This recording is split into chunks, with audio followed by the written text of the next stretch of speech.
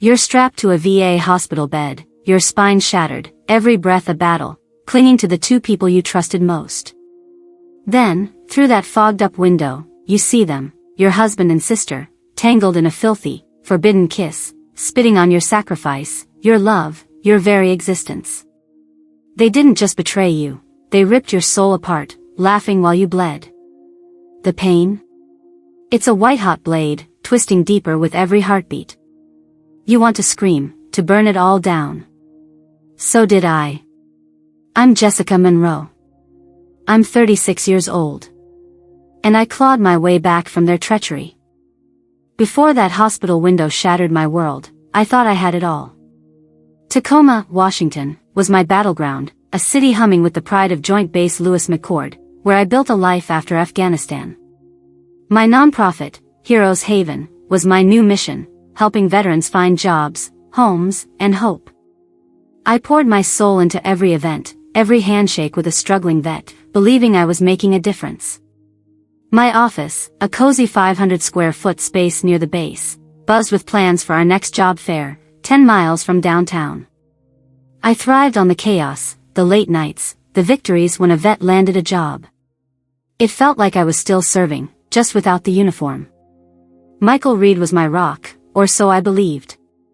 We met 4 years ago at a veterans fundraiser, his broad shoulders filling out a dress uniform that caught every eye. "You're the one keeping us vets afloat," he said, handing me a beer, his grin disarming. We bonded over war stories and dreams of a quieter life. He'd left the army to become a fitness trainer, sculpting bodies at a gym in Lakewood, his charm pulling clients like moths to a flame. We married 2 years later in a small ceremony at Point Defiance Park, under a canopy of evergreens, promising to face every storm together. Allison, my younger sister, was the wild card. A social worker with a sharp tongue, she always chased my shadow. "You're the hero, Jess, but I'm catching up," she'd tease, her hazel eyes glinting with rivalry. Yet, when she joined Heroes Haven's outreach team, I thought we'd finally bridged the gap. We laughed over coffee, planned fundraisers, and I ignored the sting of her subtle jabs. I trusted her. I trusted them both. How could I know the storm was already brewing, ready to tear my life apart? The rain came down in sheets that fateful night, turning the Tacoma Narrows Bridge into a slick, treacherous beast. I was driving home from a late Heroes Haven meeting, my SUV's wipers battling a deluge that blurred the world beyond my windshield. The meeting had run over, 2 hours of planning a job fair for 50 veterans, every detail a lifeline for someone who'd served. I was exhausted, my mind replaying the day's victories, when a semi-truck, 18 wheels of steel, veered into my lane. No warning, no time to think. I swerved, tires screaming against wet asphalt. The SUV spun, flipped, and slammed into a guardrail 30 feet away. Glass shattered, metal crunched, and my world went black. I woke up in the VA hospital, a maze of sterile white walls and beeping machines, my body a prisoner to pain. 5 vertebrae fractured, the doctors said, each word a sledgehammer. "You'll need surgery," they told me, metal rods, screws, months of recovery. "You're lucky to be alive." Lucky? I felt like a soldier pinned down in a firefight, helpless, 300 miles from the life I'd built. Michael was there when I opened my eyes, his face drawn, eyes bloodshot. "Jess, you scared the hell out of me," he whispered, gripping my hand. His calloused fingers, once a comfort, felt heavy, like an anchor I couldn't escape. He brought my favorite fleece blanket from our Tacoma home, set up a photo of us from our wedding on the bedside table, and promised to stay through every agonizing night. "We'll get through this," he said, his voice steady, like the soldier he'd been. I believed him. I had to. He was my husband, my partner in every battle. Allison showed up the next day, her arms loaded with protein bars and a dog-eared copy of the things they carried. "You're tougher than this, Jess," she said, her smile tight, her hug lingering a beat too long as she greeted Michael. "We've got you covered." I nodded, grateful, ignoring the unease curling in my gut. Days blurred into a haze of pain meds and physical therapy that left me gasping. The hospital room, a 12 by 15 foot box, became my battlefield.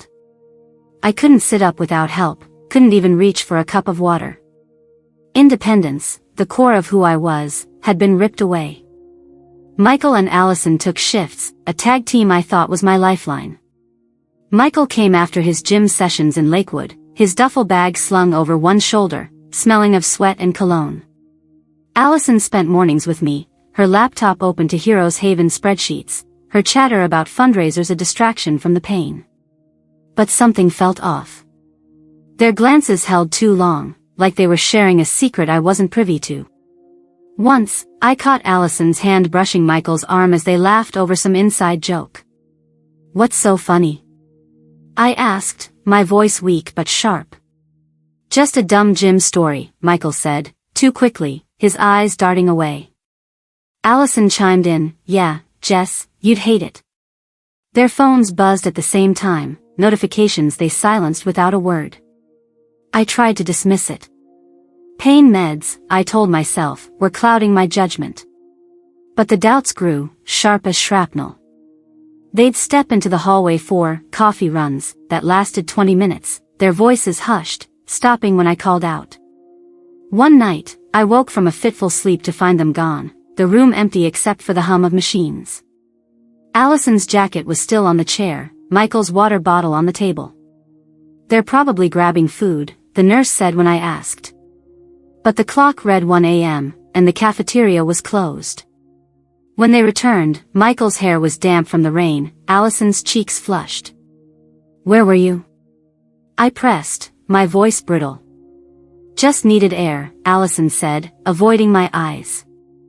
Michael nodded, "Yeah, Jess, it's been a long day." Their answers were too smooth, too practiced. I lay there, my body broken, my trust cracking like thin ice, wondering if the real war was just beginning. The VA hospital room felt like a cage, its 12 by 15-foot walls closing in with every labored breath. 2 weeks after the crash on Tacoma Narrows Bridge, I was still a prisoner to my broken body, 5 fractured vertebrae held together by metal rods and sheer will. The pain was relentless, a fire searing through my spine, but it was nothing compared to the gnawing suspicion eating at my heart. Michael Reed and Allison Monroe, my husband and sister, were my lifelines, or so I thought.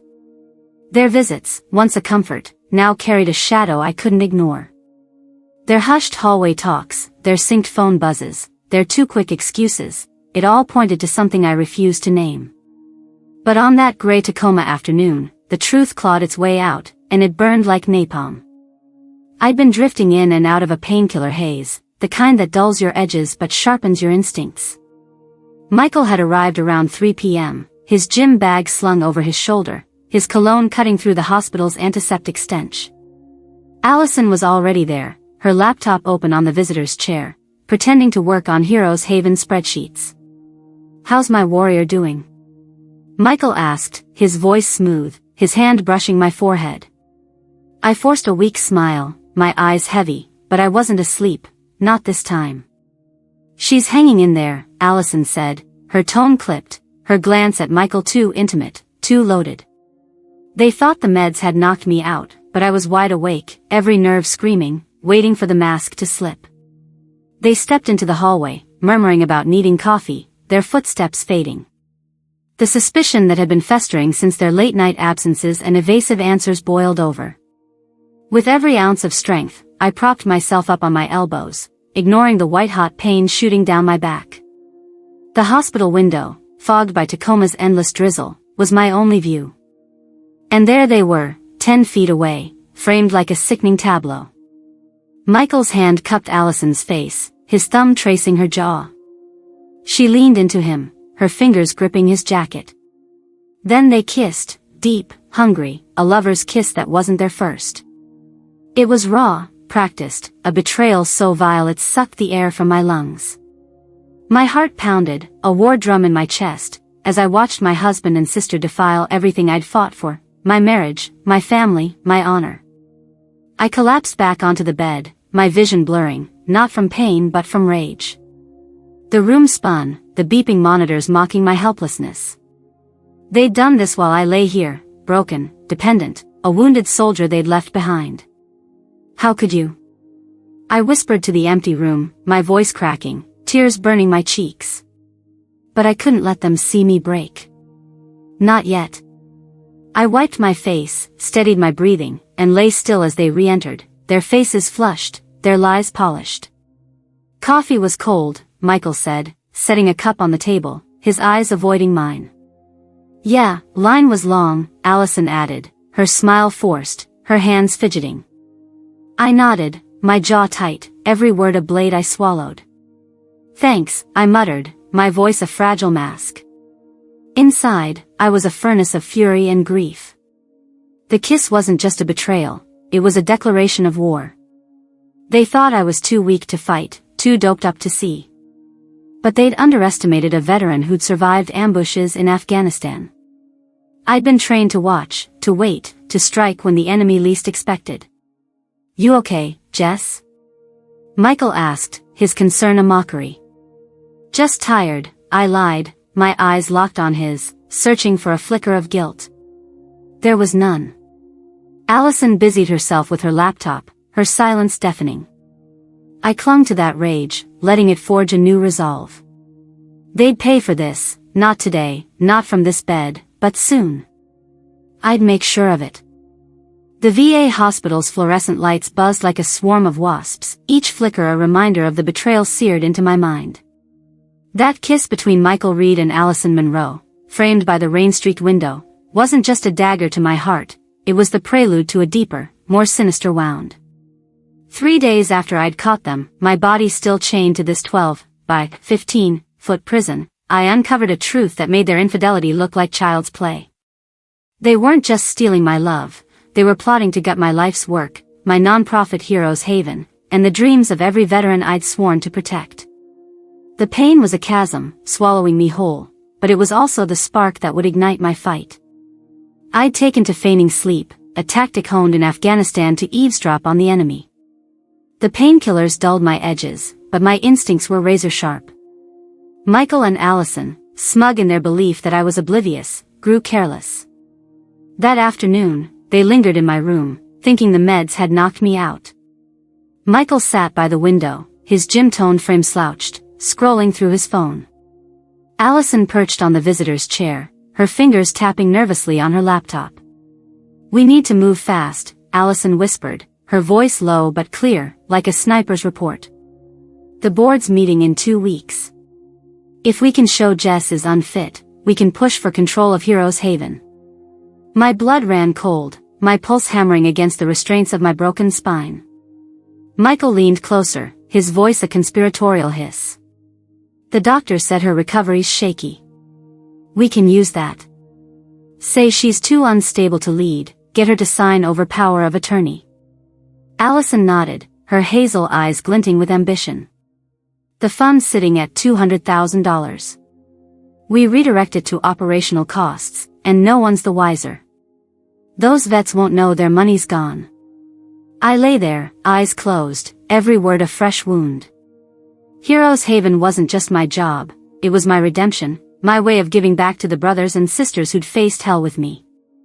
They were planning to siphon off funds meant for job training, housing, lives rebuilt from the ashes of war. The betrayal wasn't just personal, it was a desecration of everything I'd fought for. My hands trembled beneath the hospital blanket, rage and grief colliding like a storm over Puget Sound. I wanted to scream, to tear the 4 from my arm and confront them, but I was a soldier, not a fool. Confronting them now, weak and bedridden, would only tip my hand. She's out cold, Michael said, his voice smug, as he stood to stretch. Good. We'll draft the proposal tonight, Allison replied, her tone chillingly businesslike. By the time she's discharged, it'll be done. They left for another coffee run, their laughter echoing down the hallway, a sound that twisted the knife deeper. Alone, I let the tears come, silent and scalding, my body shaking despite the pain shooting through my spine. The 300-mile distance between this hospital bed and my old life felt like a lifetime. But in that abyss of despair, a fire kindled. They thought they could bury me, a wounded veteran too broken to fight back. They didn't know the woman who'd survived roadside bombs and sniper fire. I wiped my tears, my jaw set like steel. This wasn't just about their affair anymore. It was about protecting the veterans I'd sworn to serve, the mission that defined me. I'd need evidence, allies, a plan as precise as a military op. The hospital clock ticked past 4 p.m., its hands marking the start of my counterattack. Michael and Allison had declared war, but I'd be damned if they won. I was Jessica Monroe, and I'd rise from this betrayal stronger than they could ever imagine. The VA hospital's sterile hum was my war room now, its 12 by 15-foot confines a battlefield where I'd plot my counterstrike. 3 days after hearing Michael Reed and Allison Monroe's scheme to steal Heroes Haven's $200,000 fund, the sting of their kiss through that rain-soaked window still burned, but it was their plan to gut my nonprofit, my mission for veterans, that turned my grief into a calculated fury. I wasn't just a wounded soldier anymore, I was a general, mapping out a strategy to protect what was mine. My body, pinned by 5 fractured vertebrae, was weak, but my mind was a steel trap, honed by years in Afghanistan. Michael and Allison thought they'd outmaneuvered me, but they'd soon learn what happens when you betray a veteran who knows how to fight dirty. Feigning sleep became my first tactic, a silent ambush to gather intel. The painkillers made my eyelids heavy, but I forced them open in secret, watching their every move. Michael's gym bag, slung carelessly by the door, held his phone, buzzing with texts he hid from me. Allison's laptop, always open to Heroes Haven files, was a front for their plotting. I needed hard evidence, something to nail them to the wall. That's when Karen Foster, the no-nonsense night shift nurse and former Army medic, became my ally. She caught me one evening, my eyes red from stifled tears, my hands clenched under the blanket. "Spill it, Monroe," she said, her voice low, like a drill sergeant sizing up a recruit. "This ain't just about your spine." I hesitated, then let it pour out, the kiss, the overheard plan, the betrayal that cut deeper than any shrapnel. Karen's jaw tightened. "That's low, even for civilians," she said. "You need ammo." "I've got you." Karen slipped me a burner phone, a 4-inch lifeline hidden in my pillowcase. "Hospital rules say no recording without consent," she said with a wry smirk, "but I'm just lending you a phone. What you do is your call." I nodded, my heart pounding with a purpose I hadn't felt since my last deployment. With Karen's help, I accessed the hospital's guest Wi-Fi, a shaky signal that let me research Washington state laws on nonprofit fraud. I recorded Michael and Allison's hallway whispers, their voices cold as they discussed forging my signature on board documents. "She's too doped up to notice," Michael said one night, 20 feet from my bed. "We'll have control by next week," Allison replied, her tone smug, like she'd already won. Each word was a grenade, but I stored them as evidence, my resolve hardening. I contacted Thomas Hayes, a lawyer specializing in veterans' rights, using Karen's phone during her breaks. "They're trying to steal your nonprofit?" Thomas said, his voice sharp over the crackling line. "We'll need bank records, recordings, anything to prove intent. Don't confront them yet, you're too vulnerable." I followed his advice, moving like a sniper in the shadows.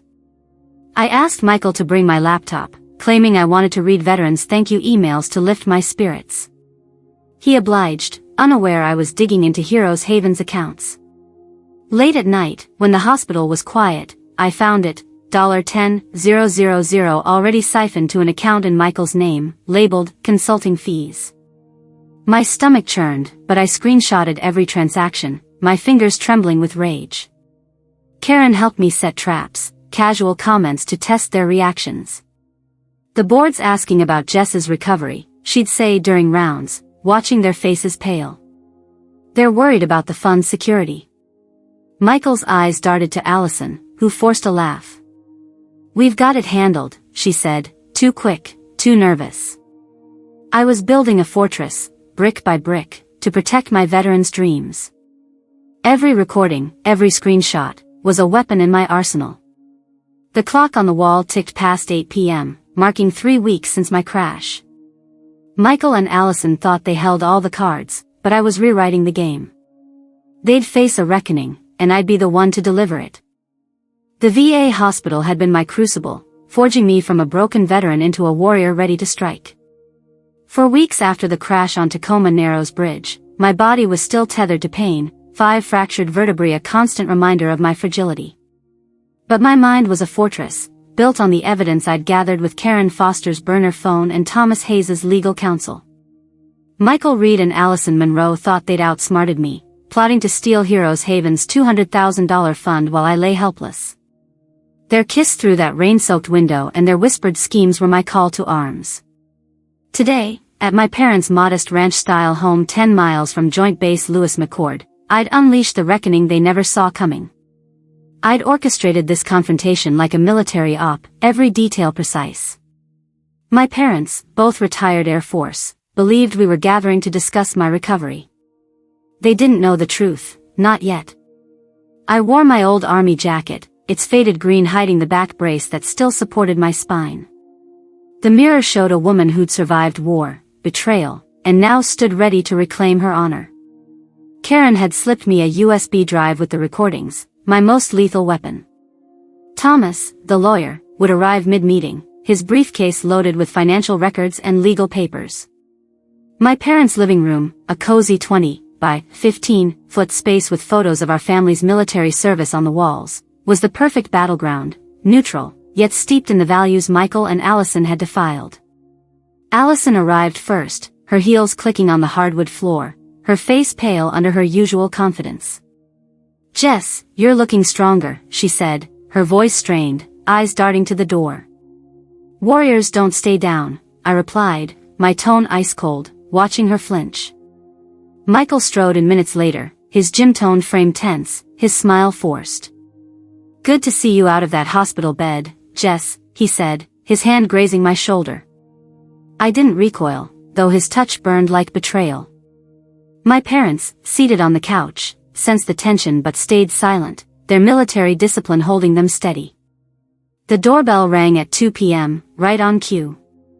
Thomas entered, his gray suit a stark contrast to the room's warmth, followed by Karen, her nurse's scrubs traded for civilian clothes. Michael's eyes narrowed. "What's this?" "I thought this was a family meeting," he said, his voice tight. "It is," I said, standing despite the pain shooting through my back. "But it's also about accountability." I nodded to Thomas, who opened his briefcase and handed out folders. "These contain evidence of your actions," I said, my voice steady as a sniper's aim. "Recordings, bank records, texts, proof you planned to steal Heroes Haven's funds while I was fighting to walk again." The room froze. My mother gasped, her hand clutching my father's. Allison's face drained of color, her hands trembling as she opened the folder. Michael's jaw clenched, his eyes darting to the exit. "This is nonsense, Jess," he snapped. "You're paranoid from the meds." I pressed play on the USB drive, their voices filling the room, Allison's smug, "She's too doped up to notice," and Michael's cold, "We'll have control by next week." My father's face darkened, his Air Force pride wounded. "You disgraced our family," he said, his voice low, lethal. Allison stammered, "It wasn't like that, Jess. We were stressed, it just happened." I cut her off. "Stealing $200,000 from veterans isn't stress. It's theft." Thomas stepped forward. "Mr. Reed, Ms. Monroe, these documents include a divorce filing and a fraud complaint. Sign the settlement, or this goes public, and the VA's legal team gets involved." Michael's bravado crumbled, his hands shaking as he scanned the papers. "You can't do this," he muttered. "I just did," I said, my voice ablade. Allison's eyes welled up, but I saw no remorse, only fear of exposure. "You were my sister," I said, each word a wound. "You chose to destroy me." My mother wept, but my father nodded, his silence a steel endorsement. Michael signed the papers, his signature a surrender. The battle was won, but the war's scars would linger. The dust of battle settled in my parents' living room, but the scars of Michael Reed and Allison Monroe's betrayal still pulsed like open wounds. After the confrontation that forced Michael to sign the divorce papers and left Allison exposed, I walked away from their lies, my army jacket a shield against the pain of 5 fractured vertebrae and a shattered heart. Tacoma's gray skies mirrored my grief, but I refused to stay broken. I needed a sanctuary to rebuild, to rediscover the warrior I'd been before the crash on Tacoma Narrows Bridge. That's when I retreated to a family cabin in Olympic Peninsula, a rugged 20-acre haven 80 miles from the chaos, where I could heal my body and soul. The cabin, a 1,200 square foot retreat nestled among towering cedars, was my reset point. Each morning, I pushed through physical therapy on the porch, my back brace chafing as I stretched against the pain. The 3-mile trail behind the cabin became my proving ground. At first, I could barely walk 100 feet without gasping, but every step was a defiance of the betrayal that tried to bury me. "You're tougher than this, Monroe," I told myself, my breath fogging in the crisp air, echoing the words Allison once used to mock me. Karen Foster, my steadfast ally from the VA hospital, called to check in. "You're not running marathons yet, are you?" she teased, her voice warm over the crackling line. "Not yet, but I'm not crawling either," I shot back, a spark of my old fire returning. Heroes Haven, my nonprofit, was my lifeline. I renamed it Valor Rising, a banner for my rebirth. From the cabin, I worked remotely, rebuilding trust with the board via video calls, ensuring every dollar of the $200,000 fund stayed safe for veterans. The work grounded me, each email to a struggling vet a reminder of why I fought. One night, staring at the stars over the peninsula, I journaled. "Michael and Allison tried to steal my purpose, but they only made me stronger." The words felt like a vow. Karen visited one weekend, bringing coffee and her blunt wisdom. "You're not just surviving, Jess," she said, handing me a mug. "You're building something unbreakable." Her words lit a fire, not of rage, but of hope. My parents, still reeling from Allison's betrayal, sent letters of support. "We're proud of you, kid," my father wrote, his Air Force discipline shining through. Their faith, and Karen's loyalty, reminded me of the camaraderie I'd known in Afghanistan. I wasn't alone. The cabin's solitude, once a refuge from pain, became a forge for resilience. 6 weeks after the confrontation, I walked a full mile without stopping, my spine protesting but holding. The woman who emerged from that cabin wasn't the same Jessica Monroe who'd lain broken in a VA hospital bed. She was a phoenix, forged in betrayal's flames, ready to rise again. The scars of betrayal, carved by Michael Reed and Allison Monroe, didn't fade when I walked out of my parents' Tacoma home after exposing their treachery. The victory in that 20 by 15-foot living room, where Michael signed the divorce papers and Allison faced our family's scorn, was only the beginning of my rebirth. 6 weeks later, standing on the porch of that Olympic Peninsula cabin, 80 miles from the wreckage of my past, I was no longer the broken veteran who'd lain helpless in a VA hospital bed. My spine, still braced but stronger, carried me through a 3-mile trail each dawn, each step a testament to the warrior I'd rediscovered. Valor Rising, my renamed nonprofit, soared as I poured my heart into veterans' futures, untouched by the $200,000 Michael and Allison tried to steal. But the true triumph wasn't just surviving, it was learning to thrive in the ashes of their deceit. One evening, as the peninsula's stars burned bright, I sat with Karen Foster, my unyielding ally from those dark hospital days. "You've built something bigger than their betrayal," she said, her voice steady as we sipped coffee by the cabin's fire pit. "Valor Rising isn't just your mission, it's your legacy." I nodded, the weight of her words sinking in. "They thought they could bury me, Karen," I said, my voice firm, no longer trembling with rage. "But they only cleared the ground for me to rebuild." My parents, their Air Force pride restored, visited the cabin, their hugs a silent promise of unwavering support. "You're our fighter," my father said, his eyes glistening, a rare crack in his stoic armor. Those connections, forged in loyalty, reminded me that family isn't just blood, it's those who stand by you in the trenches. The lessons I learned in that 1,200 square foot sanctuary shaped my new path. Betrayal doesn't define you, it tempers you, like steel in a forge. Trust your instincts when they scream something's wrong, like I did when Michael and Allison's whispers grew too close. Protect what's yours, your heart, your work, your honor, with the vigilance of a soldier. And never underestimate the power of allies like Karen, who handed me a lifeline when I was drowning. To anyone watching from the rubble of their own broken trust, document everything, lean on those who prove true, and fight for your worth. You're stronger than you know. I'm Jessica Monroe, and at 36, I turned betrayal into a battle cry. If you've ever faced a knife in the back and risen stronger, share your story in the comments. Hit that like button if Valor Rising inspires you, and subscribe to join this journey of resilience. The war's not over, new missions await. What's your story of fighting back? Let's hear it.